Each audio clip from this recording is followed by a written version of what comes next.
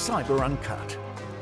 Discover the changing face of business, government and national security as Australia navigates the cyber revolution. Good morning, good afternoon, good evening, no matter what time of day you're listening to us. You are listening to the Cyber Uncut podcast. My name is David Hollingworth and I'm joined by my colleague Daniel Croft. It's good to see you. It's been a couple of weeks. Yeah, it has been a couple Why of am I weeks. saying it's good to see you? I saw you 5 minutes before the show. I know, we've seen each other a few times this week, just not on camera. Yeah. That we know of. Yeah, that's true. Yeah, that's concerning. How have you been? Pretty good. Just got a new little kitten. So Adorable. yeah, he's actually very chill for a little orange kitten, but I did spend the night on the couch last night because we've just introduced him to the living room and we have our other cat that our landlord doesn't know about yet, but we're approved for.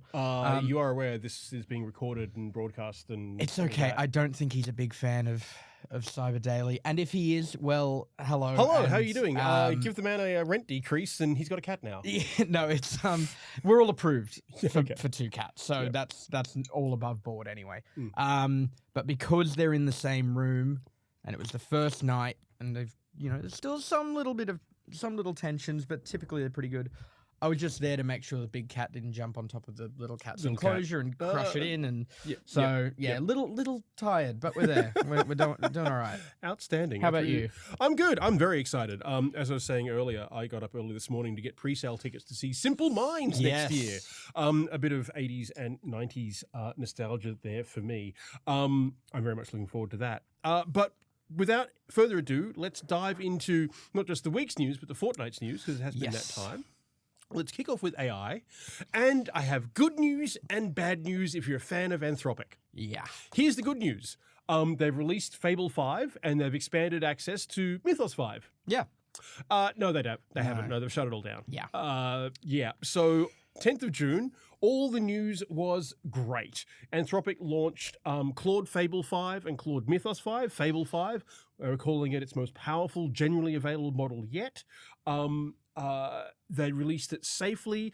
They had tuned the safeguards to make sure that, it couldn't be jailbroken. It even said that it'll sometimes catch harmless requests, but that's okay. Should only happen in 5% of sessions. They were very, very proud of what they were releasing.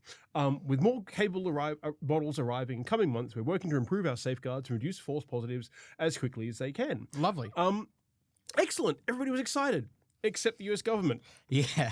Who a few days later sent a letter to Anthropic, and Anthropic basically shut down access to those models for everyone. Yeah. Here's what Anthropic had to say. We received a directive from the government today at 5:21 p.m., and that was late last week, 12th of June. The letter did not provide specific details of its national security concern. Our understanding is that the government believes it has become aware of a method of bypassing or jailbreaking Fable 5. So it reviewed the issue, found there were some minor vulnerabilities. They were relatively simple. It wasn't really a problem. But because of the ban on foreign nationals accessing these models, including foreign nationals inside Anthropic, Anthropic's gone, well, we've got to stop giving them to everyone because that's everyone really outside of the US, and so we're just locking it down. Meanwhile, it's released, it's not. Yeah. Meanwhile, we know, there was the whole deal thing with, and I know this is a bit of my opinion here because none of this is That's what the concrete. podcast's for. Yeah. We are uncut. Yeah, exactly. So, yeah, obviously we know there was that botched non-deal between Anthropic and the Pentagon. Yeah. For use of its AI. It's something that OpenAI jumped in and went, yep, pick us. And we also know OpenAI is developing a very, very, very similar model to Mythos at the moment. Well, in fact, they're using it. All of these banks from around the world, like in the UK and stuff, who were denied Mythos, OpenAI came in and said, have ours. And, Anthropic kind of laughed and went, oh, it's not as good. Studies showed they're about the same. Could the US government potentially be favoring the guys that were willing to play ball? You think the Trump administration holds a grudge? Is that what you're saying? I'm shocked to hear. Look, it's just that is a president that was getting rid of good policy just because it had the name of someone he didn't like on it. Yeah. So maybe. Yeah. But yeah, it's kind of wild. So Anthropic went on to say, as we've stated publicly, we believe the government should have the ability to block unsafe deployments as part of a statutory process that is transparent, fair, clear, and grounded in technical facts. This action does not adhere to those principles. We apologize for this disruption to our customers. We believe this is a misunderstanding and we are working to restore access as soon as possible. That's very generous on Anthropic's. It is. Well, they can't be too harsh. Again, we think the president's an idiot.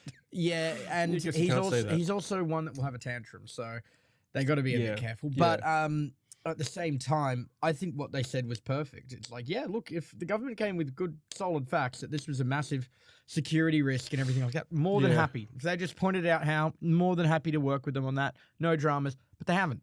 No. And that's why we're a little confused.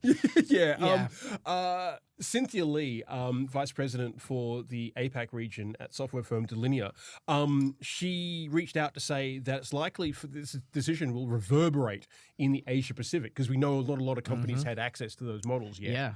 I think even just before these public releases, we just got access to Mythos here. Exactly. Our banks did. Yeah, so. but not anymore. No. I'm imagining. All of 5 minutes. Yeah, so Cynthia said one way these new regulatory steps may impact APAC companies is by increasing scrutiny of whether their services and products sold into the US use non-American AI models in line with legislation approved in 2025.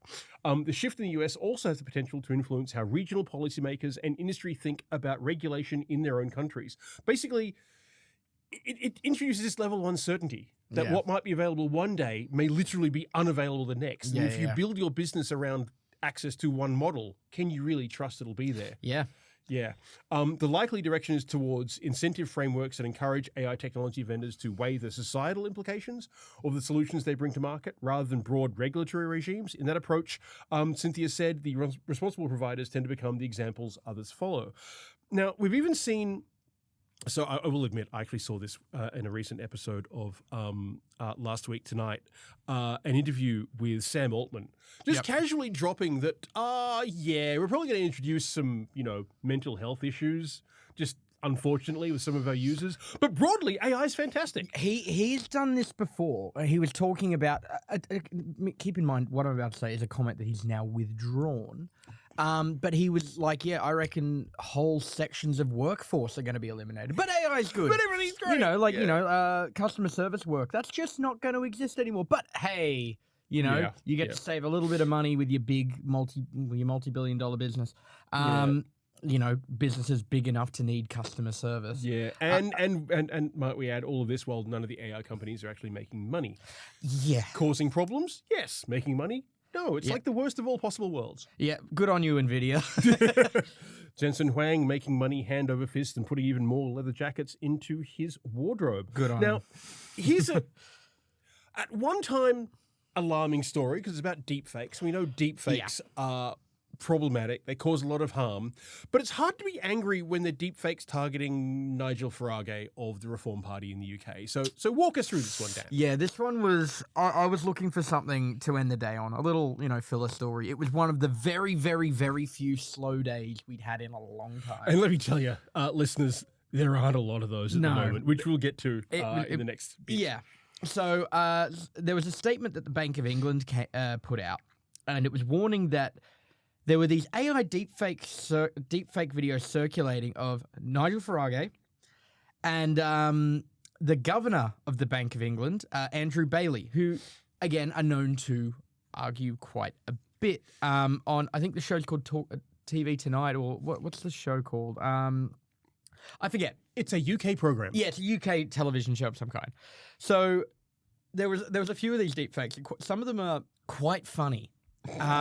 You did show me one earlier which had both of them bursting onto set, one in a Harrier jump jet, the other in a tank. Well, I think that was actually making fun of the originals. But that's funny and clearly a fake. I'm guessing. That one was, I'm guessing. They were very small tanks. Very large people inside them. So, No, the deepfakes that were there, that had one where Farage was kicking Bailey, one where he was throwing water, and one where a policeman is trying to apprehend Farage while he's holding a gun. Now, that's the image I've actually used in the article. Again, the gun's cut off. But you did show me the full. He's definitely holding a there, firearm. and these are all videos and as with well. security trying to drag him away as well. Yeah. There's a police officer or a security guard of some kind trying to drag him And away. the image actually doesn't have a lot of deep fake and AI tells. If you know it is, you know what to look for. But if you didn't, you may well just look at that and go, Nigel is absolutely manhandling the head of the Bank If you of didn't England. know what these guys look like particularly well either, you would absolutely go, well, that's just a bloke grappling another bloke while, a security guard is trying to rip one of them off. Yeah. It just looks like But a it's all violent part of a altercation. scam, isn't it? Yes. So this wasn't, some hit piece on Farage or Bailey. Yeah. No, it was a scam. So these posts, which, obviously, especially if you don't know their AI, they're going to draw your attention. So these were linked to fake news articles. Now, these web pages had a full article and everything, but they promoted a financial trading scheme that the scammers who were running it promised could turn just a tiny little investment of £250, roughly 475 Aussie dollars, into £1 million, so 1.9 million. Sign me up. Yeah, only 11 weeks. Oh, Yeah. what an investment. Oh, fantastic. Too good to be true. Yeah, it is too good to be true. It's too good to be true. Yeah. So both Bailey and Farage actually released statements on this. So Bailey said, unfortunately, fake adverts impersonating the Bank of England and other central banks are on the rise. These scams are designed to criminally exploit the public, especially the vulnerable when they are online. And he said that users should report them. That way, authorities can better root out digital deception like this and permanently remove the fraudsters responsible for this truly online scourge. I mean, you're not wrong. I mean, we've seen this close to home. Various Australian celebrities and talking heads, deep fakes of them promoting various get-rich-quick schemes, especially, he's on a morning TV show. He's balding. I have nothing to say. Koshi. Koshi, yeah. David Kosh? Yeah. I don't know. Yeah. Can you tell we don't watch commercial TV here at Cyber Daily? Countries around the world are facing this problem of deep fakes, and it's so difficult. And I think what head of the Bank of England said here, that it's taking advantage of people in moments of weakness. I mean, imagine if you just had a really bad financial time, and this pops up, and you think maybe it's right. I've got nothing to lose except my £250. Yeah. And for you, it's nothing. But then if you start equating that loss across multiple people, and before you know it, a scammer is made off with thousands of pounds, tens of thousands of dollars. And you also don't know how these campaigns end up working. Like, you might give you $250, and they've said, look, absolutely. we want to follow you up into for further investment. Now we could turn it into $5 million, but we are going to need another £250. Account fees, registration stuff. We need to know you're dedicated before we go through this process. These guys will ring you out as much as they can. And they'll take your personal data as well, because they will have your name, address, all those details. Absolutely. They'll want your bank accounts. And that'll get used for further Do you already fraud. have crypto? Yeah? Oh, cool. Can you give us the wallet key? We just put the funds right in there. Yeah, fantastic. Just all of that. And all of this sounds really, really obvious, but The thing is, it doesn't matter who you are, some of these will absolutely fool you. Yeah. These scam campaigns are mass media campaigns. If you can reach 1,000 people and only 1% fall for it, 1% of 1,000 is 10, right? Math is not my strong suit. But anyway, if only 10 people fall for it, that's £2,500 right there. Yeah, exactly. And I guarantee you they're not reaching more than 1,000 people. Yeah. So it's easy to laugh, but the fact is these are tried and true methods of getting money out of people, I hate to say. Yeah. It's amusing on the one hand, seeing Nigel Farage getting manhandled by security guards, but at the same time, it is still preying on the vulnerable. I will say Farage's comment was a lot. What did he say? It was a lot more conversational. He goes, "You may have seen some bizarre AI videos on this platform today. Whilst Andrew Bailey and I have our disagreements, I would never take it that far." And it was just like, I don't care if it's a scam or not, but I wouldn't hold a gun to him. All right. How wholesome. I wouldn't do that. But yeah. Wow. Yeah. Okay. That's wild. Anyway, so that's our AI segment out of the way. Yes. There's a lot more we could cover, but really, we're not an AI podcast. We are a cybersecurity podcast, and boy, have we got a lot to cover. And Daniel and I will be back after a short break. Welcome back to Cyber Uncut. We are now back to crimes. Arguably our favourite/least favourite part of the pod. Yeah. Both Daniel and I are obviously very fascinated by what happens in cybercrime, and sadly, we get to report on a lot of it. Yeah, we do. Yeah. And these last couple of weeks, in particular, have been non-stop. I'm trying to work out what our through line is through all of this. So let's start with a ransomware attack, or a claimed ransomware attack, on nothing except the entirety of the New South Wales government. Yeah. A threat actor by the name of, I think it was 3AM. No, Nova. No, 3AM. We'll get to 3AM. Yes. Nova ransomware gang listed New South Wales government as a victim. They claimed to we only exfil sensitive data from network. Contact us for deal. Make sure that any leak can lead you to legal actions and trust lost. Nova provide tree and samples from stolen data to the company when it's got in touch with support department. Look, English is not their first language. Sounds like Pauline Hanson talking. Thank you. Add in the canned laughter, please. So it's a hell of a claim. Not just the government department, because we've seen government departments like Departments of Education recently talking about large hacks of their databases. But okay, look, that's pretty serious. So they had some sample data, had a look at the sample data, and it's maps. Yeah. It's maps. That's all it is. Maps. So I reached out to the New South Wales government, and Marie Pertain, New South Wales Chief Cybersecurity Officer, basically said, yeah, nah. Yeah. Cybersecurity New South Wales is aware of a query which is being looked into by public sector agencies. At this stage, there is no evidence of any sensitive information being accessed. The only sample files provided are publicly available and historical information. Now, Nova looks as though they know what they're doing. They've been doing this for a while. They emerged April of last year. Yep. And so far, no one's said that they're a fake outfit. They've got a lot of victims, 140 leak posts, 25 in May this year alone. That's quite sizable for a year of activity. Yeah. I mean, they're no Quillen. They're no Lockbit at their height, or Klopp, or people like that. But they appear to know what they're doing. But in this case, they have no idea what they've got. Yeah. They're claiming to have 200 gigabytes of data, and the best evidence they can provide for it are publicly available PDF maps with nothing interesting. It could have been that they got into some sort of secure repository where it was stored, but then didn't realize it was also publicly available. They got into a staffer's computer. Yeah. I don't know. Yeah. Or they went to all the hassle of exfiltrating a mess of data of what they thought was a government database, and all they got was this lousy T-shirt with a map of New South Wales on it. Yeah. What's interesting is they are, in an update to the post, they claim that someone reached out to them and said they would buy the data for $704,000 US. Take the deal. Which is a really odd number to be offered. Yeah. I really want this data. I got an offer from $700K. It went to auction. $704K. Yeah. But they said, we are not ready to sell the data yet. We are looking for negotiation with the company. In other words, we are trying to convince somebody else to actually buy this data. Yeah. It's useless. We've wasted our time.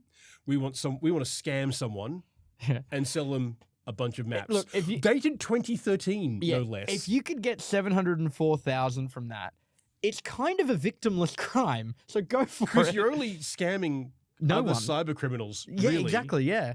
So you know what? You go for it, guys. Look, honestly, but bottom line, New South Wales government was not hacked. And now, what's interesting here is, in the last couple of weeks, we've seen a number of instances of ransomware actors mistaking who they've hacked. Yes. Or overstating who they've hacked. Yeah. One threat actor claimed to have hacked the Australian Medical Council. No. Yep.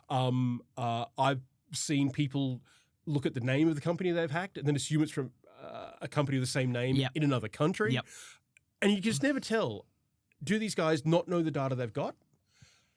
We don't know the scale of these guys' operations. If you're attempting to hack 100 people in a month, how do you keep track of all that data? Yeah, look, it would be hard. I mislabel files all the time. So on Untitled. I have so many untitled.doc files in my Gmail repository. It's not funny. Yeah, me too. I will say Centrelink was one of those where there was a claim and Centrelink got back to me and said, "No." And if there's something that's happened there, it's not Centrelink that's been breached. Yeah. Speaking of Centrelink, though, Services Australia. Services Australia. So obviously, Services Australia is in charge of Centrelink. They, once again, they said Centrelink was not breached. However, at the same time, in a completely unrelated incident, they made a little bit of a boo-boo. Well, they didn't. I'll get into it. So Services Australia revealed a privacy incident that it detected, I believe, in May. Yep. And this led to the halting of pensioner concession cards being printed because they were being sent to the wrong people. Ooh. Now, this sounds like, okay, well, It it's sounds not a pretty, big deal. mild. These cards have a lot of data on them, and they can be used. So they can. That's a data leak. Yeah, it is a data leak, Yeah. and they actually refer to it in their statement at one point, I believe, as a data breach. I mean, technically it is. Internal data has been exposed. Yeah, they're not and showing someone away did it on from purpose. It just happened to be them doing it kind of by accident. Yeah. So they actually spoke to me. They confirmed that over 100 customers received the wrong card, resulting in card data being shared with the wrong people. So Services Australia General Manager Hank Jongen, I believe it's pronounced, said Services Australia is aware that around 140 customers received an incorrect pensioner concession card as the result of a printing error. The issue has been resolved and printing of these cards has resumed. We take the protection of customer information seriously and we're committed to supporting those impacted. We have contacted the Office of the Australian Information Commissioner and will continue to work with them on this matter. We ask anyone who thinks they may have been affected to call us or visit their local Services Australia Service Centre, not Lisp friendly, so we can help them. So they found the issue in May, spoke to the third party, the printer that they use, told them pause production, we're investigating. So during that break period, no physical cards were sent out. And look, that means, oh God, I need my pensioner card, you had your digital one. Also, I mean, look, the mistake was made. That's not great, but they caught it. They shut it down. They observed all due diligence. So bravo. Yeah. And they were open about it as well. Yeah, they were, as they should be. Maybe it wasn't them that used the term data breach, so don't quote me on that bit. But I remember in their statement they did mention. Technically, it is. Technically, they've leak. Yeah. But so that one is a nice cut and shut thing. Not their fault. No. However, more government. Now, this is an interesting one. It's a really interesting one. I was chatting to Dan about this when we were reporting on it, and there is a thing in journalists. No journalist wants to write about themselves. No journalist wants to place themselves as the center of their story. We should be separate. Yeah. But when you're the target of someone's hacking, it does make it kind of personal. We did kind of include ourselves in this because we play a bit of a part, which we will get into. So I was up later than I should have been one night, and I saw an email that I got from the no reply, automated email address of the Productivity Commission. Warning of a critical security alert. Well, yes. So you pay attention to that, don't you? Yeah. My email had the subject of it was a form submission. Yep. The subject was, and you can see this if you look at the article, it was just a sad face, like a colon and a left bracket, sad face. It then said, cyber criminals are not terrorists. And then in another kind of field value thing down below, it simply said, and this will need to be censored. Yeah. It's yeah. I'll stop saying it now.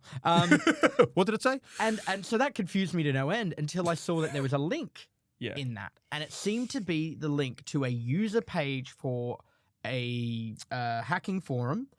And that user, as our we old spoke, friend, 2019. 2019. Now, bit of background, 2019. I've got a theory. I wonder if they're Australian because most of their victims are Australian. Yeah. They went after Melbourne International Film Festival, the Australian Centre for the Moving Image, at least a dozen others, and they've been targeting Australian organisations since earlier in the year. We've only recently discovered their activity. Yeah, and we've been very busy reporting on their activity. I mean, yay, no slow news days. Boo, reaching out to say, hey, we're paying attention to us. Yeah. So I also know for a fact that he did the same thing to a handful of, so at least one other Australian journo as well. So both of us got separate emails. These weren't, like a copy paste across everyone. These were very, very separate. Mine included the onion address to that hacking forum. Yeah. And I will say Thank you, 2019. I've been looking for an updated Onion address to that forum. Yeah, see, mine's a clear web one. Yeah, you see, now it means I can actually pay attention to what this guy's doing. Yeah. So fantastic. I love it. And all he just said was, "Hi, David." Yeah, so I'm not sure which is worse, you getting sworn at or just the "Hi, David." well, I think yours sounds worse, but there's no doubt at all that he knows who I am too. Yeah, 100%. There's zero doubt there. Yeah. So, But the fact is, he's gotten into the Productivity Commission's alert email system to send these. And if that's not a look what I can do. yeah, it is. It's very much a look. And did the Productivity Commission have anything to say So about this? I reached out to them, and they said, "Look, we're looking into it." And then on the 10th of June, which I believe was a day after we got the emails, it confirmed that there was an incident. It was aware of the issue and had launched an investigation. So it wrote, on June 9, 2026, some members of the public received unsolicited emails from a Productivity Commission email address. So this was noreply@pc.com.au or .gov.au, I believe it was. Again, as I mentioned before, this is an unmanned auto reply email address. Yeah. Some of these emails contained identifying information that the sender implied had been taken from PC records. As a result of our initial investigation into this issue, we've determined that an external third party is the source of these emails. During our review, we found no evidence that any of the identifying information used in the emails has come from the PC Productivity Commission regard. The PC website does not store personal data in a way that would expose user emails, and many of the affected individuals have had no prior engagement with the PC, which would be us. Us. Yeah. They identified a vulnerability as well. The Productivity Commission said it's been patched. And they said, we now know that a previously undetected vulnerability on the Productivity Commission website was exploited by the third party to send emails that appeared to originate from a PC email address. Vulnerability has been identified and remediated. So it wasn't necessarily coming exactly from their, outbox. No, but still, this could be an email spoofing thing. It probably regardless, based on this. there is a vulnerability in their system. Yeah. Looks like 2019 took advantage of it. And they did it for a little bit of gloating. And I'm just going to say, 2019, you can find our emails on our website. Yeah. Like, if you want to reach out, just do it. Yeah, look, it's on the cyberdaily.au Let us know who you are. website. Yeah. Funnily enough, I've reached out to a few cybersecurity companies to see if anybody has any intel or understanding, like what their threat intelligence teams might know about the guy. The problem with hackers like this, because he's not a ransomware operator. No. He gets in, steals data, either offers it for free Or sells on it. this hacking forum, or if he considers it juicy enough, sells it for cryptocurrency. And it's a listed price. It's not like, I'm trying to get the victim to pay. No. Reach out. I'm standing at my little And then once it's sold, cyber store at the road. deletes the post from the forum. So it always goes to one buyer that we're aware of. Exactly. But yeah, so 2019, there's very easy ways to reach out to us. We'd love to know who you are. And I do think his motivation isn't clear, but his motivation obviously was to go, hey, in our case at least, journalists, I know what you're doing and I'm watching you too, because he hasn't made a claim against the Productivity Commission of any kind. He hasn't said that he's stolen any data. He hasn't claimed to have breached it in any way. Yeah. And based on what we've seen, he would. Yeah. Does it make you feel weird? It kind of excites me in a way, which, obviously there's a little bit of fear there. Yeah. Because, there's the capability to do damage. Yeah. But at the same time, it means we're looking in the right places. Senpai noticed me. Yeah. Oh, not quite. I wouldn't call 2019 Senpai. Yeah. I don't think I call anyone Senpai. But it's not the first time we've had hackers reach out to us, but it is definitely the first time we've had someone actually hack a third party in order to show what they can do and then reach out to us. I don't even think it's the first time a threat actor has said again. There we go again. I'm sorry. Cool. I need a swear jar. Sorry, AV guys. I don't even think that's the first time that's been said to me by a threat actor that's reached out. So, that's fun. It's fun.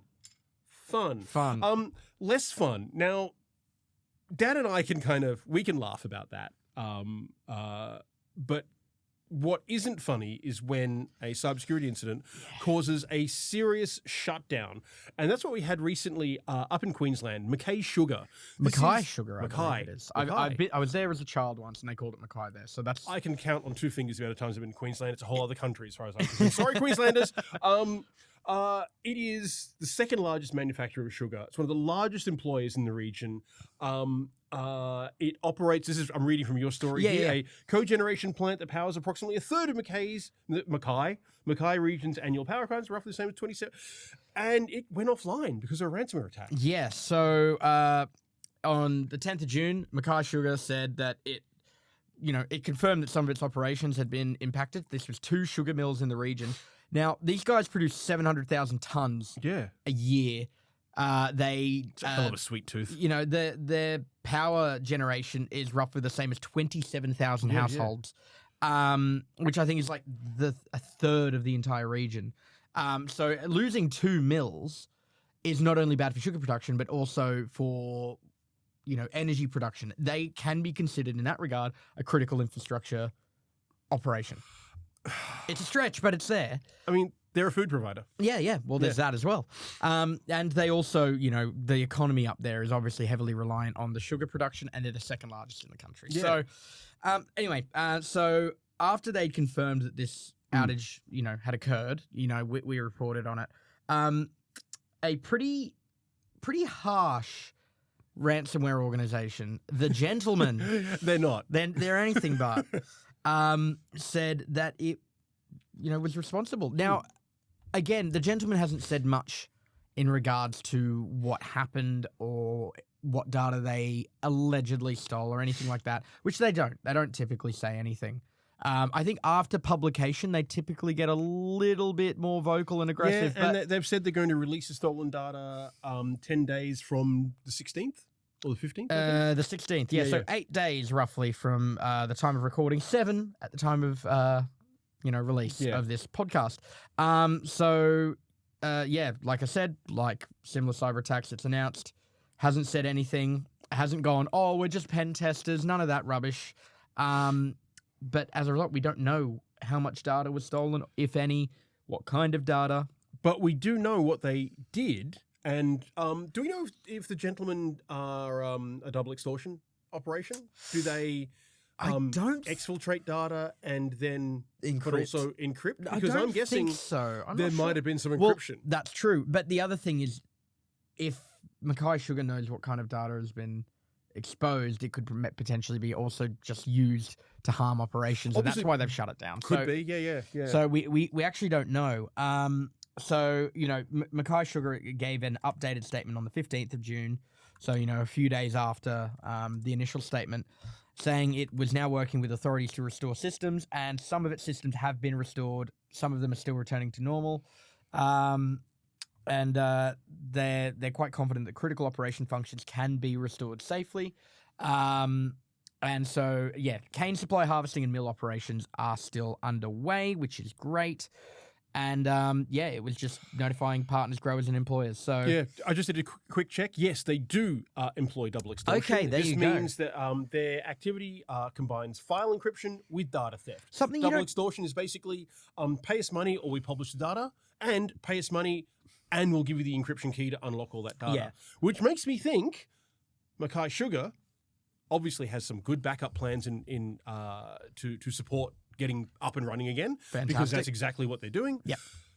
What worries me is, this is a sugar mill. Is it critical infrastructure? We just talked about that thing, but we've already seen what the impact of this kind of activity can have with Jaguar Land Rover. Yeah. Jaguar Land Rover is exactly that kind of attack, except JLR is obviously a far larger entity. Yeah. That shutdown lasted longer and affected the UK's GDP. Well, what it shows is, in cases of encryption, you do need backups. You also look at things like the Co-op, M&S, and Harrods cyber attacks earlier that year in the UK. And I think one of those was able to get back up and running like that. I think Co-op got up the fastest, but it wasn't particularly quick, while M&S had a really rough time. Yeah.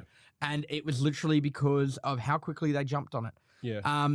Adding to this kind of double extortion thing and why it's so important, with a standard, oh, we've just stolen some data, a company might decide to go, not paying. We'll handle it. Whatever. Yeah. It'll be no problem. Thing is, if you don't do that and you don't have backups when it's double extortion, you have encryption, the fight doesn't end. Yeah. You can't be like, oh, well, the data's out. It's like, no, your systems are still locked. It's interesting. The gentlemen only have, 32 victims on their Darknet they're leak not site? super frequent, but they usually hit pretty hard. And I think this is a perfect case in point Yeah. here. I mean, we spent a lot of time talking about the Quillins out there and Lockbits, Ink Ransom, what have you. But here is a group which is small in terms of its victim count, but has knocked one of the major agricultural companies in Queensland offline. Yeah, that if you've ever been up far north Queensland and Mackay, It's you just know sugarcane as far as the eye can sugarcane see. everywhere, sugarcane and cane toads, and Hack the cane toads. yeah, That's fine. We don't mind you get rid of hacking them. cane The toads. cane toad supply is not important. Get rid of them. So I think that is, I hate to say it, that is an absolute idea of what a really truly debilitating attack could have on far more important systems. But also, like, even not even saying they're not important. Like, not. I know that's not what you're saying. they are important, but like imagine it's a water treatment plant. Yeah. See, this is a very important for the region, but yeah, you're right. If you hit like an energy plant, an energy grid. Yeah. But more importantly, I think it's really, really good to celebrate their recovery and how quickly they've done that, because Absolutely. obviously they had systems in place. Yeah. And it shows, again, go back and read the JLR stories, how they had to be bailed out by the government, and the operations were down for months, and they had people not being able to come to work. This was Impacting all the supply less- chains, which obviously this one does as well, because the Mackay Sugar couldn't service the farmers. exactly, Yeah. but in this case, it was less than a week. Which is still a week too long Yeah, sure, but in terms of what the company would yes, rather. right, yeah. Of I'm course, not, I'm yeah. not, I'm not poo-pooing the No, company. They've done yeah, great. of course, yes, but it's pretty incredible that a company, it's the second largest of the entire industry Yeah. in the entire country, and it has so much riding on it that it was able to jump back so quick. And so well done. we need to remember here that an operation like the Gentleman, they are criminals. They are profit motivated. That's it. And they've managed to cause probably quite a huge dollar value of disruption here. We may never know. Yeah. Now imagine that kind of impact and ability in the hands of a nation state actor Yeah. who really wants to cause mayhem, not make money, not get a ransom payday, but to actually cause proper mayhem. And I think that's what people should wake up and look at in terms of this is an example of that kind of an The other attack. thing as well is, maybe I've just been watching too much Clarkson's Farm. I'm not a farmer, but Neither is the farmers. Let's just say that. the harvests and stuff like that, and like all stages of the farming process and sugarcane. They're all apply time here, critical. It's super time critical. So Yeah. if you bring down operations for even just a week, Yeah. you could massively harm yields, Mhm. and you can potentially lead to massive losses or yeah. at least massive drops in Yeah. revenue. So Mackay Sugar here has dodged a bullet, and I'm certain it's because they have proper backup procedures. They have plans in place. They're able to get things back up and running, and that's what every company out there. If you run a company of any scale out there, be ready for that breach. Yeah, have in fact, updated- I was chatting to Emil Barakat from Threat Locker this morning for a podcast that'll come out probably in a week or two, and his advice is assume breach. Just assume. Just be ready when it happens. Just know what your plan is, and it sounds like Mackay Sugar did. Yeah, secure and updated backups are, Yeah. it's the way to go. So important. Do it. We're going to take a small break. We'll be back in a moment. Welcome back to Cyber Uncut. We are in the segment of the show where we try and grasp at the straws of good news that we have. We actually do have some, good news this week. This is pretty good news. Australian Federal Police have been working, they work tirelessly actually when it comes to cybersecurity. But this last week, they've been working tirelessly with, first up, with our Five Eyes partners. The Five Eyes Intelligence Alliance, Security Alliance, is Australia, New Zealand, Canada, the US, and the UK. And the AFP, at time of writing this week, was in London at the Five Eyes Law Enforcement Group, FELEG, which sounds like a character from Lord of the Rings, but what do I know, to tackle online harms. And we've covered, the AFP has been taking this kind of thing very, very seriously. Last year, the AFP stood up Task Force Pompolid to tackle what it called decentralized online crime networks. Now, when you hear that, you might think of threat actors like the Gentleman or stuff like that. But no, we're talking about groups of mostly young men who target other young men and women, often teenagers, bully them, force them to commit self-harm or harm others in order to stop being bullied by these people, and it leads to people posting nude selfies or all kinds of stuff. So Chrissy Bartlett, the AFP commissioner, has been in London dealing with that. AI brings many opportunities. However, the AFP is deeply concerned that AI is accelerating and lowering the skills required to actively target victims online, Barrett said in a June 14 statement. As technology advances exponentially, vulnerable people, including youth, will face the greatest harm. Youth who would not normally come on the radar of counterterrorism police are now under investigation or face being charged with serious offences, including sharing or creating violent extremist material, which is desensitizing generations to abhorrent violence. She noted the worrying trend of victims of online bullying being forced to harm themselves or others and record themselves on video to cease being targeted. Then there are kids who are manipulated by influencers or radicalized by hate preachers or are self-radicalizing online. And the AFP and all other Five Eyes agencies are working right now to try and tackle that. And we go, bravo. Yeah. Because you and I have had some suspicions in the past about who these groups might be. We know, and now this is just supposition. We're not saying this is the case. Yeah. When I first heard about Task Force Pompolid, and I think you had the same thing, we wondered if this might be related to the COM. Yeah. You know, those guys out there, because they're not good people. No. It sounds like exactly what they would do for yucks when they're not hacking companies en masse. So it's a real shadow part of what we cover, because it is individuals. It's not companies. It's not businesses. It's not governments.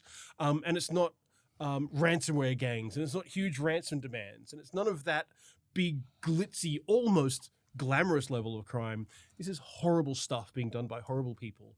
And it's impacting innocent kids, including Australians, all around the world. So bravo to the AFP for dealing with it. And bravo to the AFP for working with, I believe, Europol in taking down a major money laundering network. So there was, where to start on this one? Audi A6. Is it a good car? Is it actually a car? The Audi A6 is a car, yeah. Is it a good car? It's quite luxurious. Well, the reason I ask you that question is that was the name of this financial clearinghouse. It was known as Audi A6. Right. You see, you knew where I was going. Yeah. This is a financial clearinghouse for cybercriminal groups converting illicit cryptocurrency proceeds into traditional currencies in exchange for commissions ranging from 3 to 10%. So basically, you're a ransomware actor. You've just been paid a massive ransom, but it's in crypto. You'd like to convert that to cash, but you want to do it in a way that crypto cannot be traced back to its source. Yeah. You go to Audi A6, they will wash that money for you, and you get it in nice, clean notes. Yeah. Well, not anymore. If you go to the websites, and I don't even know what the actual websites are, but I know if you do go there, you will see one of those great, this website has been seized banners. And it has the logos of all the law enforcement agencies, from the Secret Service to the FBI, DOJ, and of course the AFP, because they assisted in this. There was another website as well, Dark2Web. I wonder what they're trying to do. Yeah. So weird, so hard to tell from their name. And they're also disrupted.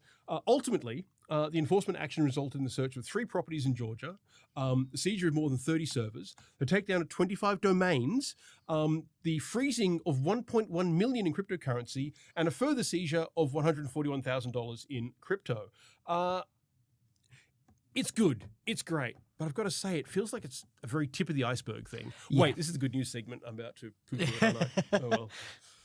But the good guys can win. Yeah. Yeah. And we celebrate that. Absolutely. That's fantastic to hear. AFP cybercrime commander Graham Marshall said the AFP and its partners have the same goal: to disrupt cybercrime activity and hold alleged offenders to account. The strong relationship between our law enforcement partners is critical to achieving this goal. The work of our investigators and analysts in this operation was valuable to our international partners, and I'm proud of their efforts that contributed to this outcome in Europe. One of the reasons the AFP was involved, because at least one of those ransomware attacks was against an Australian company or organisation. So it's just good to see that the AFP is really punching above its weight on the global stage when it comes to fighting cybercrime and the infrastructure around cybercrime. Because without outfits like Audi A6 or Dark2Web, the ransomware operators have nowhere to go. Yeah. So bravo to the AFP, bravo to all the law enforcement engaged in that operation. We salute you. Yeah, absolutely. And I think that might be it for this week. I think it might be. Actual good news to end on. Yeah, look, it's rare. Don't expect it next week. Thanks, Dan, for the buzzkill there. Anyway, to hype things back up again, we are closing our laptops. That's it for Cyber Uncut. Thank you so much for listening. You can find us on Cyber Daily every day, except for Saturday and Sunday, unless news breaks, which is really interesting.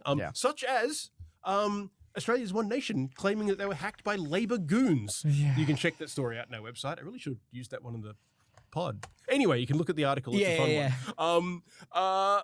You can subscribe to our newsletter. You can find us on LinkedIn and other social medias. And, of course, we'll be back again. Chat soon.